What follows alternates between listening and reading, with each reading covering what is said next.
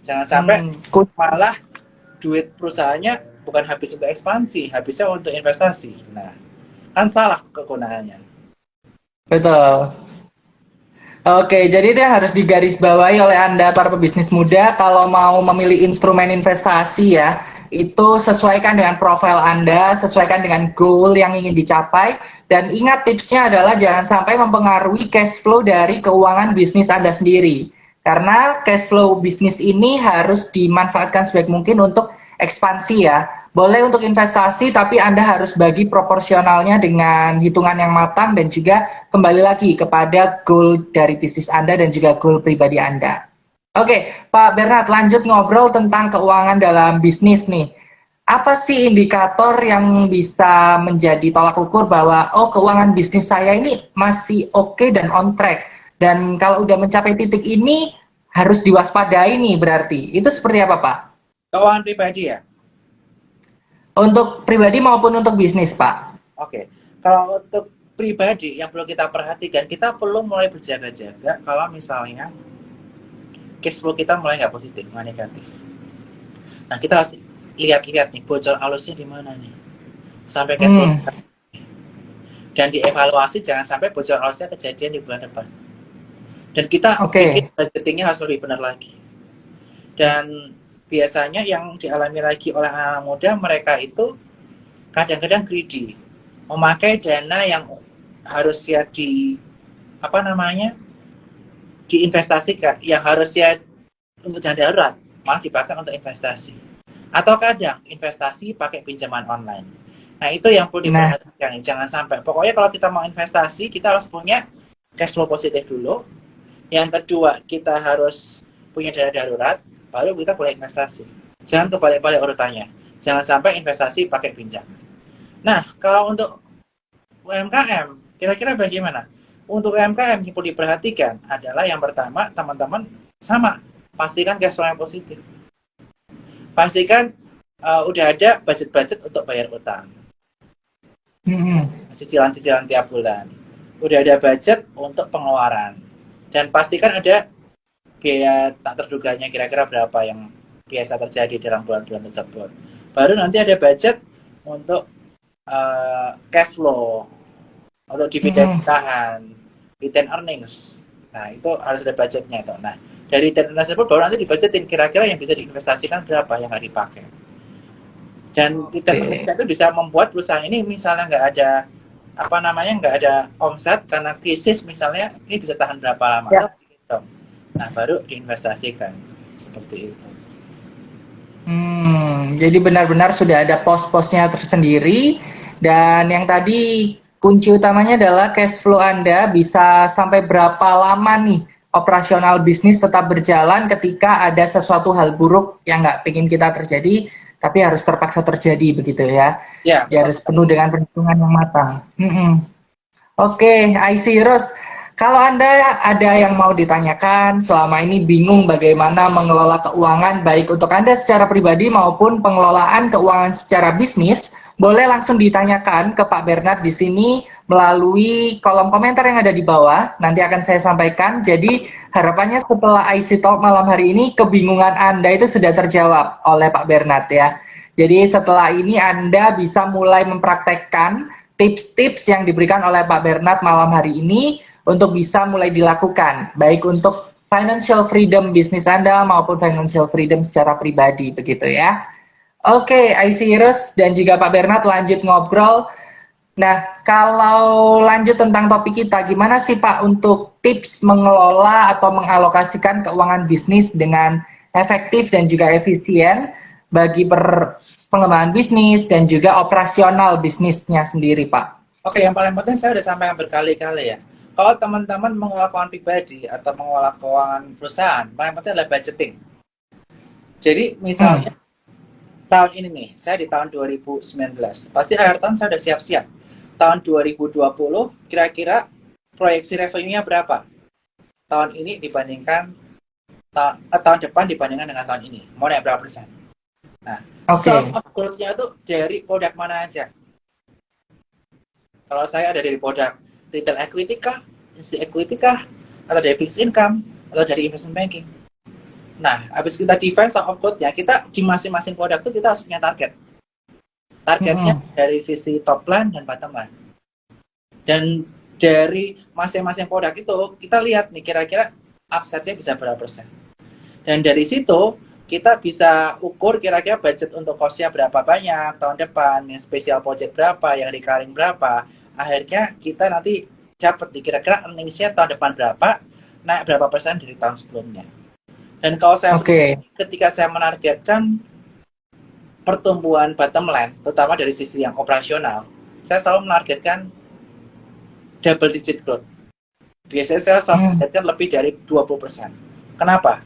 Kalau bottom line-nya cuma tipis-tipis, ujung-ujungnya kita kurang semangat. Kita businessman itu butuh namanya semangat.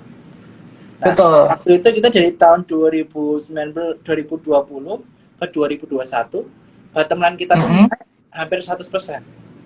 Karena kita set target yang tinggi. Nah, misalnya setelah set target yang tinggi, misalnya kita nggak kecapai, kita jatuh, ya tetap naik, tapi nggak jauh-jauh banget. Jadi kayak ada istilah, kalau target kita harus target ke bintang, kalau jatuh ya jatuhnya ke bulan. Nah, masih beda-beda tipis lah ya, nggak terlalu drastis ya Pak.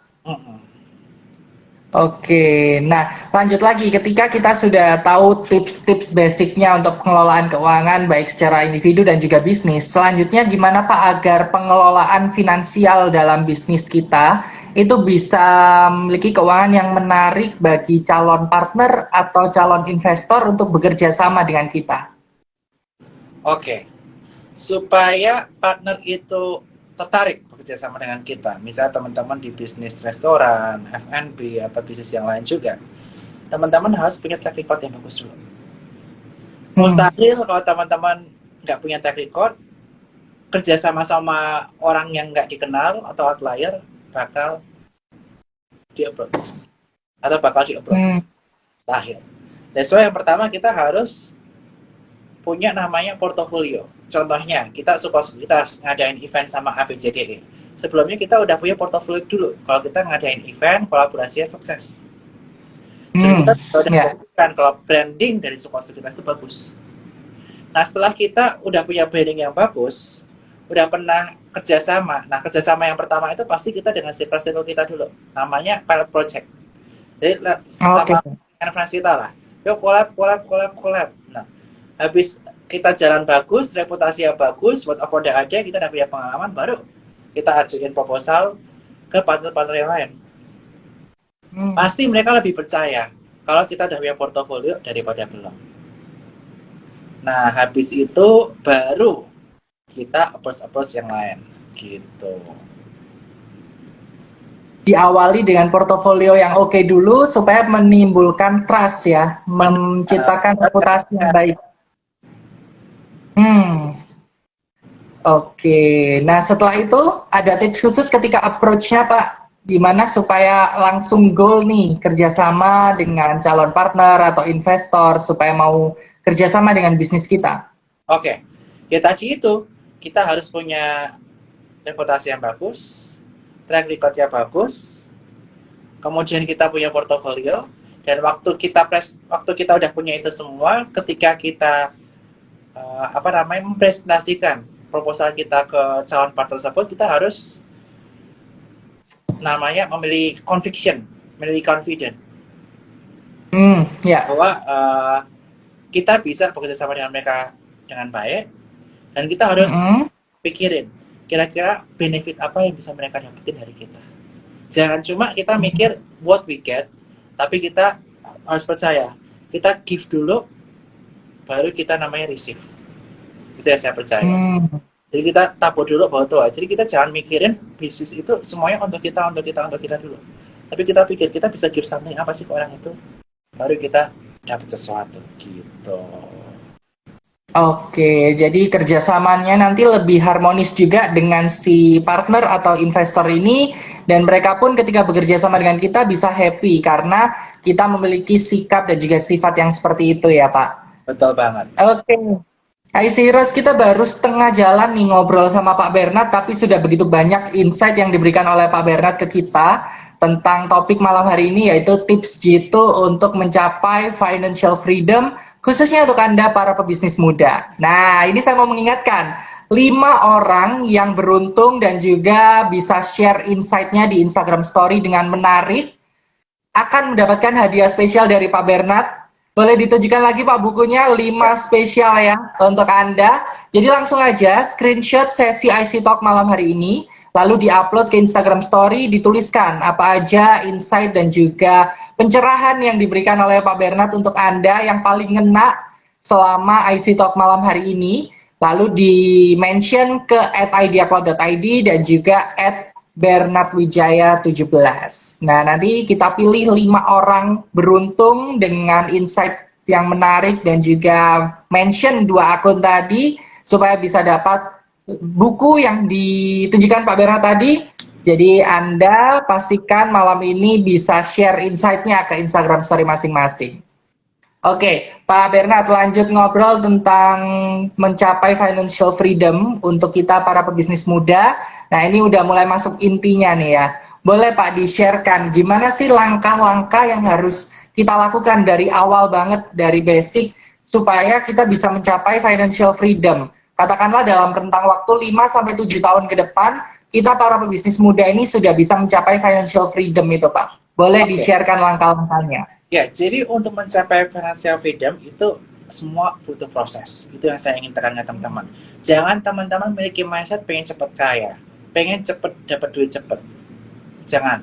Tapi teman-teman harus lakukan secara konsisten. Nah, prosesnya apa yang harus teman-teman lalui terlebih dahulu? Proses yang harus teman-teman lalui, teman-teman harus meningkatkan active income. Baik melalui komisi, melalui bisnis, melalui gaji, dinaikin terus sehingga kita memiliki porsi yang nanti kita bisa pakai untuk monthly spending, kemudian kita bisa punya dana darurat, habis itu kita investasi. Dan investasi ini bisa menjadi wadah, bisa menjadi cara untuk kita bisa accelerate our wealth.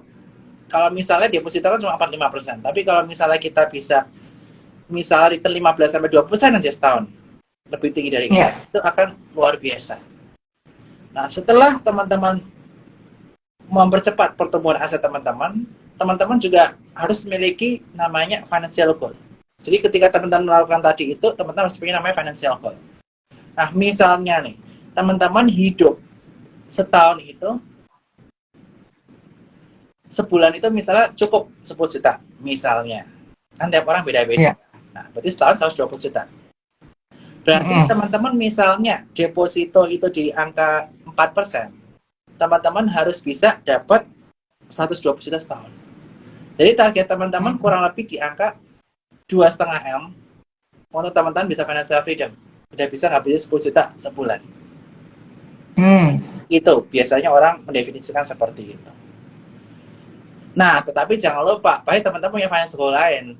Pasti pengen teman-teman punya mobil sebelumnya, punya rumah, punya dana per bulan segitu. Nah, itu teman-teman atur sendiri.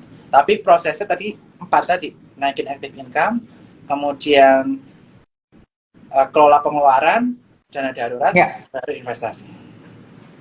Oke, ada 4 langkah yang harus Anda lalui dan yang penting diingat adalah butuh proses untuk mencapai financial freedom. Jangan sampai punya financial goal.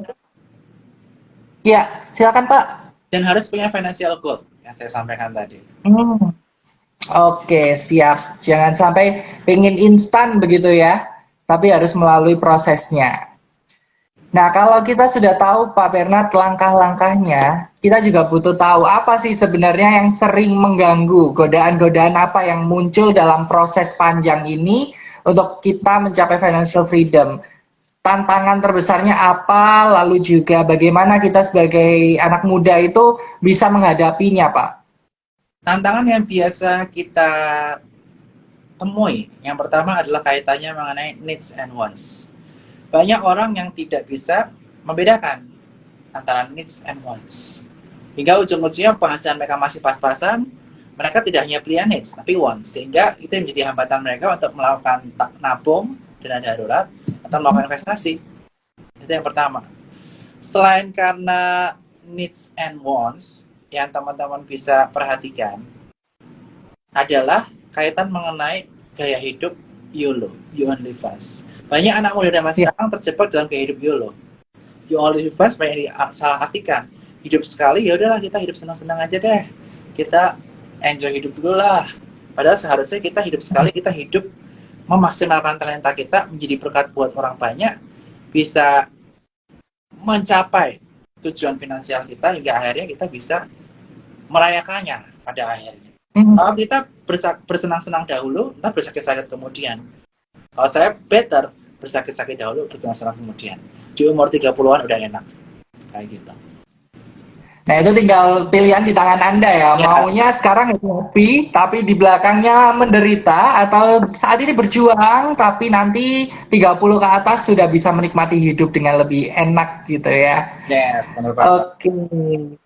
Nah, Pak Bernard sendiri mulai menemukan hal positif itu kapan Pak? Biasanya kan anak-anak muda itu masih pengen yang happy-happy gitu ya.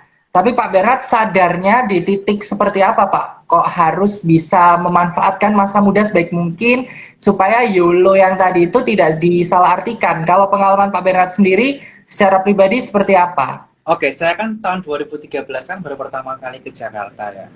Saya dari Jawa ya kaget lah sama lifestyle Jakarta. Jadi, wih ada ini ya, ada ini ya, ada ini ya, semuanya dicoba. Ujung-ujungnya tiap bulan kantongnya kempes, nggak bisa nabung. Kenapa? Karena habis untuk spending, kayak hidup YOLO, dan akhirnya miris. Wah ternyata aku berapa tahun nabungnya cuma segini ya, karena gaya hidupku begini. Ujung-ujungnya nyesel. Nah saya nggak pengen anak-anak muda yang ada di Indonesia, yang ada di Surabaya, atau di kota-kota lain, menyesal. Karena kita tidak memiliki gaya hidup yang proper pada masa muda. Kita cuma menyenangkan diri kita sesaat, tanpa memikirkan untuk yang masa depan.